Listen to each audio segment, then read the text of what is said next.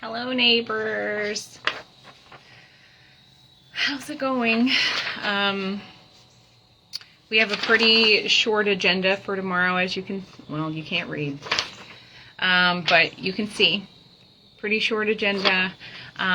We only actually have four voting items tomorrow. 3 of them are under our consent agenda. So, but we do have a couple of discussions happening that are only going to be during our work session. So, our first item of business is going to be our monthly financial update from our CFO, Chris Pickle.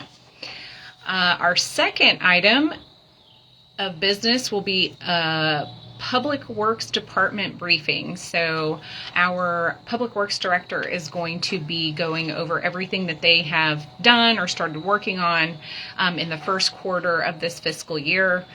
There's some of that information is uploaded to the agenda work session packet online if you want to check it out.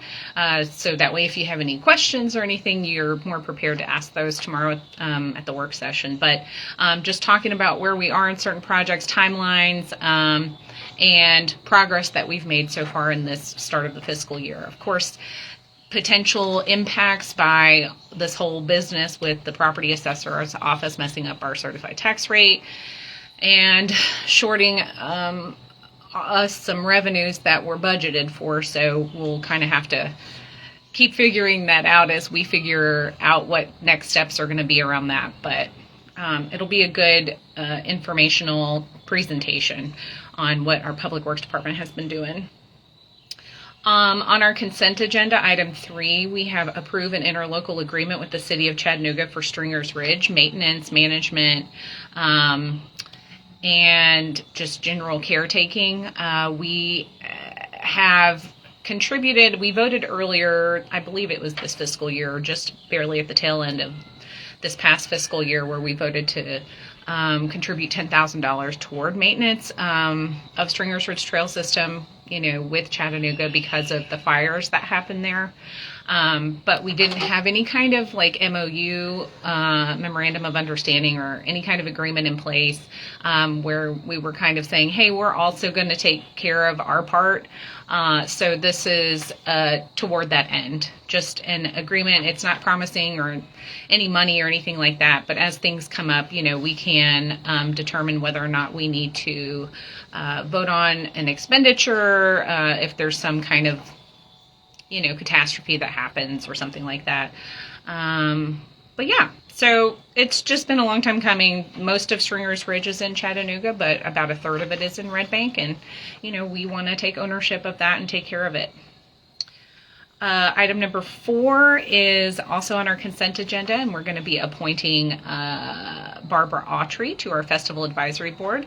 Her application said she's new to Red Bank and she just wants to get engaged and get plugged in and be a helpful neighbor. So very excited to have Barbara joining our festival board.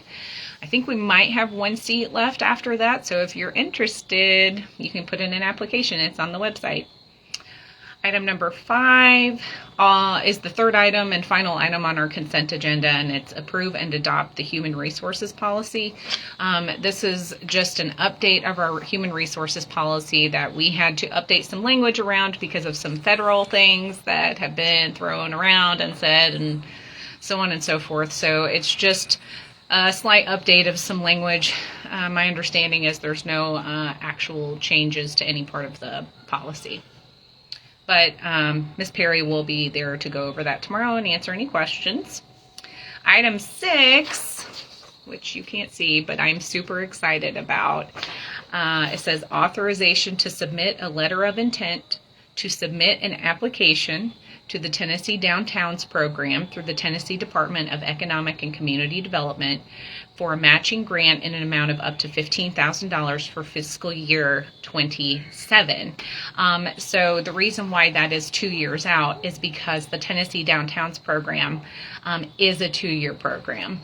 So I know Commissioner Holmes is our champion this year for economic development initiatives, and I know she's been working closely with Leslie Director Leslie Slay on this, but I've also assisted because I know some of our business owners that are in what we have determined to kind of be like a downtown overlay around the Food City, like City Park area.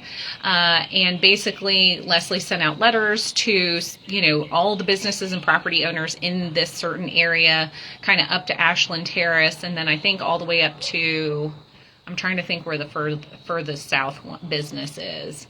I know it goes just past the Red Bank Middle School property. So we sent out a bunch of letters. Not very many people responded. You have to have at least 5 dedicated committee members that are a part of your downtown business district to be involved in this 2-year process. And so Leslie went out and did some cold calls, some door knocking on our business doors. I went out and did some cold calls, and we were able to get some more folks to show up. And she got enough commitments from our downtown business owners to be able to submit an application for this program. It is pretty competitive, but I'm very excited because at the end of the program, so throughout the program, basically they're going to be learning all these ways that businesses can help improve their success with business planning and strategizing and marketing. And it's basically like a 2-year class where they get to learn a bunch of stuff and then develop we become eligible, for this $15,000 matching grant, which we then, at the end of that 2 years in fiscal year 27, we use, and we match that, and then it becomes a pot for micro grants for our small businesses to do upgrades, facade improvements, and things like that to their business, to help improve the aesthetics and help make it more inviting for people to want to come into their business. So it's a way that we as a city can actually help support our small businesses by walking along with them through this program. They do have to be the ones committed to the program, but at the end of the day, we want them to be here. We want them to stay here. We want them to be successful. So this is our part that we are doing to help with that. And then once we get designated, if we go through that 2-year program, if we're accepted, once we get designated as a Tennessee downtown, then we become eligible for Tennessee Main Streets and then nationwide Main Streets programs where there's a much, much, much larger pot of grant funding that's available for complete revitalizations of your downtown district and area. It's really cool. There's a whole bunch of cities listed in Tennessee who've already gone through the Downtowns program and the Tennessee Main Streets program. And if you look in the agenda work session packet, it shows some of the cities that have been designated, and then you can go and check out their websites and see what, how this has really helped boost what their downtown looks like. And what kind of businesses are there and how they're supported in those areas. I've been told, and I haven't been yet, but I really want to go. I've been told by our community development director that Sweetwater has, I think it's been a part of the Downtowns program. Maybe the Main Streets program as well, but she said they've really revitalized their downtown area and that it's just a really cool place to be, which is not something I had ever thought about when I thought of Sweetwater. So I'm going to have to go check it out. But anyway, I'm just very excited for this. We're not voting on this. This is just for Leslie to get a consensus from us to submit that letter of intent.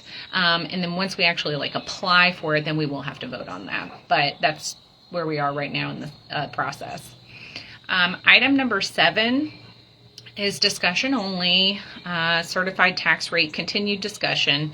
So if you want to check it out, Mr. Branham, our city manager, has put together a 2-sided, 1-page document that basically lays out the whole process of what happened with our certified tax rate, where the property assessor's office made their error, and then subsequently what that has actually meant for us in terms of lost revenues that we had anticipated based on the information we were given. And then now we're going to have to look at making some adjustments potentially. Seeing if there's any kind of like insurance option that we can file, like liability insurance the county holds, that could help us recoup some of those revenues, those kinds of things. So our staff are looking into all of those things, communicating with our county commissioner, David Sharp, to help us throughout this process. So we'll just be Mr. Granum will be going over those details tomorrow. We still don't know what that's going to look like. I've had some media folks reaching out asking like, oh, are you going to have to cut jobs? Are you going to have to do this? Are you going to have to do that? Well, we don't really, we don't have a clear eye on any of that just yet. For instance, one thing that probably is going to happen is we have had a couple of people just turn in notices over the past month or so, and there's a very real possibility we won't be able to backfill those positions in this fiscal year. So that's just one way that we can like cut back on those budgeted expenditures, but yeah, we're just going to have to see what that looks like and what some options are. So I don't know that that we have any answers on that to present tomorrow. I think it's mainly going to be on this document that's uploaded to the agenda work session packet. So if you want to look that over and then come prepared with questions or whatever, please do that, because this is only going to be discussed during the work session meeting. And then the final item of business is we have a beer board meeting, and it's just for a private citizen who's applying for a beer permit for a private event that they're having at the community center. So that's it. It's pretty simple. Tomorrow is short and sweet. So again, some of those discussions, like I said, just happening in work sessions. So make sure you're there at 5 or streaming at 5. And then we'll have our meeting at 6. And if you have any questions or comments, concerns, you can talk about those at our work session tomorrow or at the end of our regular meeting. So, all right. Happy Monday. Hope you guys have a great rest of your night, and I'll see you tomorrow. Bye.